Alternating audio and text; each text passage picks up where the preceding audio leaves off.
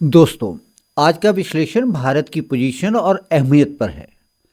Geopolitics में सिर्फ अच्छे इरादे ही काफ़ी नहीं होते और अच्छे कदम भी काफ़ी नहीं होते।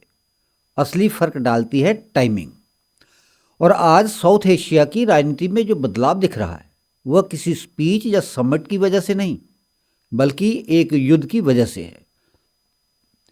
ईरान वॉर ने पूरे क्षेत्र को एक ऐसा झटका दिया है जिसने सबको याद दिला दिया कि कठिन समय में असली दोस्त कौन है। नमस्कार साथियों, मैं हूं ओपी वशिष्ठ और आप देख रहे हैं रुद्राष्ट्र। आज हम समझेंगे कि कैसे साउथ एशिया का पार इक्वेशन चुपचाप शिफ्ट हो रहा है और इस बदलती तस्वीर में भारत की भूमिका क्या है। कुछ समय पहले तक नैरेटिव क्या था? नैरेटिव था कि मालदीव से इंडिया आउट, बांग्लादेश में एंटी इंडिया कैंपेन और श्रीलंका चीन की तरफ झुकता हुआ दिखाई देता था। और सवाल उठता था, क्या भारत अपने ही पड़ोस में डिप्लोमेटिक ग्राउंड खो रहा है? लेकिन याद रखिए, जियोपॉलिटिक्स में परमानेंट दोस्त या दुश्मन नहीं होते। परमानेंट होते हैं तो वे होते हैं देश के इंटरेस्ट। और जब एनर्जी क्राइसिस ने साउथ एशिया के दरवाजे पर दस्तक दी तो प्रायोरिटीज एकदम बदल गईं। सबसे पहले बांग्लादेश की स्थिति देखिए। बांग्लादेश अभी तक कोविड और राजनीतिक अस्थिरता से पूरी तरह उबर नहीं पाया था। फॉरेन एक्सचेंज रिजर्व जो कभी मजबूत थे अब दबाव में हैं। तेल महंगा होगा तो इंपोर्ट बिल बढ़ेगा, आमदनी पर असर पड़ेगा क्योंकि गल्फ रीजन खुद संकट में है। टेक्सटाइल एक्सपोर्ट्स भी पहले जैसे स्टेडी नहीं हैं। ऐसे में सवाल उठता है, जब डॉलर कम हो और ऑयल महंगा हो जाए तो देश अपनी ज़रूरतें कैसे पूरी करेगा? और यहीं पर भारत क्वाइटली आगे आता है। Friendship pipeline, emergency diesel supply के लिए क्विक कोऑर्डिनेशन किया गया, बिना शोर के, बिना शर्तों के। भारत ने ये नहीं कहा कि पहले पब्लिक स्टेटमेंट दो फिर मदद मिलेगी, क्योंकि रिश्ते ट्रांजैक्शनल नहीं रिलेशनल होते हैं। दूसरी ओर जरा श्रीलंका का अनुभव भी देखें। श्रीलंका तो क्राइसिस का दर्द पहले ही झेल चुका है। 2022 में जो हालात बने, पेट्रोल पंप्स पर लाइनें, फॉरेन एक्सचेंज खत्म, सॉवरन डिफॉल्ट, जैसा सब पूरी दुनिया ने देखा।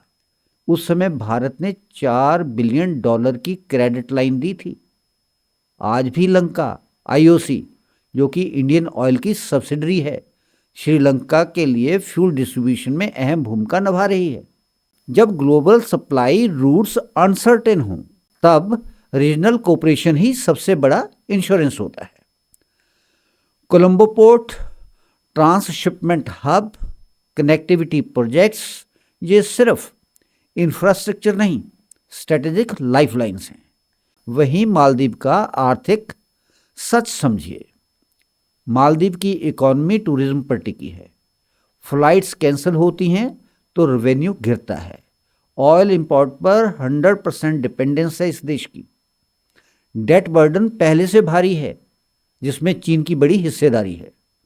बीआरआई प्रोजेक्ट्स डिले हो रहे हैं, रीपेमेंट प्रेशर बढ़ रहा है और एविएशन फ्यूल भी कहाँ है उसके पास? यह भी ज़्यादातर भारत से आता है। स्ट्रेटेजिक ऑटोनॉमी का नारा भले ही अच्छा लगता है, लेकिन ग्राउंड रियलिटी में इकोनॉमिक सस्टेनेबिलिटी ज़्यादा अहम होती है, ज़्यादा महत्वपूर्ण होती है। अब एक और लेयर समझिए। कई वर्षों से साउथ एशिया में एंटी इंडिया नैरेटिव्स बनते रहे। Funding networks, ideological pipelines, strategic leverage, ये सब जियोपॉलिटिक्स का हिस्सा हैं। लेकिन जब गल्फ इकोनॉमीज खुद फिस्कल प्रेशर में हो, जब रीजनल इंस्टेबिलिटी बढ़े, तो सॉफ्ट पावर फंडिंग और इन्फ्लुएंस ऑपरेशंस नेचुरली कम होते हैं। दूसरी तरफ इवैक्यूएशन कैपेबिलिटी, 2015 में ऑपरेशन राहत, आज ऑपरेशन ऊर्जा सुरक्षा, ये दिखाता है कि क्राइसिस मैनेजमेंट में भारत की कैपेसिटी रियल है, थ्रेटिकल नहीं है। म्यांमार और रोहिंग्या का एंगल भी समझते हैं। कॉक्स बाजार और राखीन रीजन का सवाल भी इसी इक्वेशन का हिस्सा है।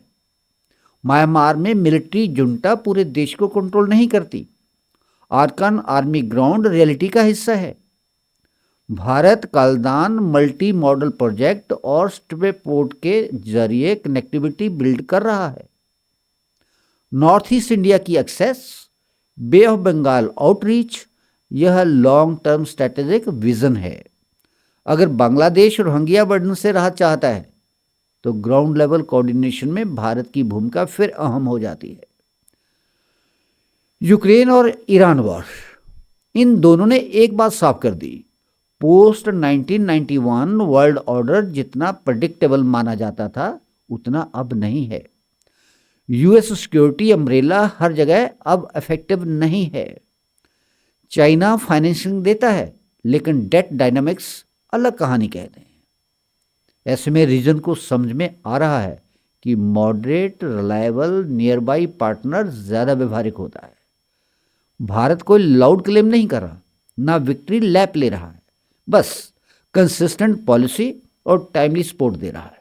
और कई बार डिप्लोमेसी में यही मैच्योरिटी काम आती है। एक कहावत भी है, बहुत बेहतर की तलाश में अच्छे को ठुकराना कई बार बहुत बड़ी गलती हो सकती है। साउथ एशिया शायद यही लेसन धीरे धीरे सीख रहा है।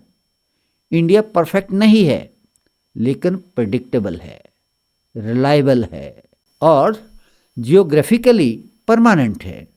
तो आज की तस्वीर यह कहती है कि ईरान वॉर ने सिर्फ मिडल ईस्ट को नहीं हिलाया, इसने साउथ एशिया के स्ट्रेटेजिक डायनामिक्स को भी रिकैलिब्रेट कर दिया है। जो देश पहले दूरी बनाकर चल रहे थे वे अब व्यवहारिक सहयोग की तरफ देख रहे हैं और भारत बिना शोर शराबे के एक स्टडी एंकर की तरह खड़ा है। अगर आपको यह विश्लेषण पसंद आया हो तो वीडियो को लाइक जरूर करें, चैनल को सब्सक्राइब करें और इस वीडियो को शेयर करें ताकि अधिक से अधिक लोग जियोपॉलिटिक्स को भावनाओं से नहीं समझदारी से देख सकें, समझ सकें। मिलते हैं अगले वीडियो में एक नए विश्लेषण के साथ। तब तक के लिए धन्यवाद। जय हिंद, जय भारत।